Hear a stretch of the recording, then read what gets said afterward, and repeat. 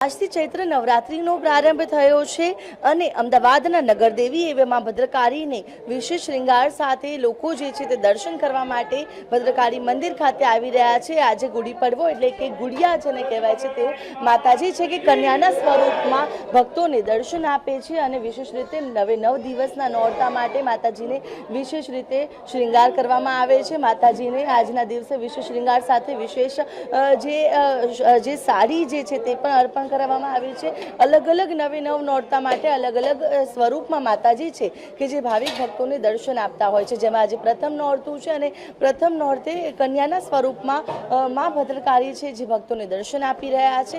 मोटी संख्या में दर्शनार्थीओनो घसारो मंदिर परिसर में जोवा मळी रह्यो छे। नवरात्रिना प्रारंभनी साथे भाविक भक्तों जे छे ते मंदिर परिसर में आवीने धन्यतानी लागणी अनुभवी रह्या छे अने पोताना आ चैत्र नवरात्रिनो प्रारंभ जे छे ते थयो छे त्यारे नगरदेवीना दर्शन કરીને આ નવરાત્રિના પ્રારંભની જે થતો જોવા મળી રહ્યો છે।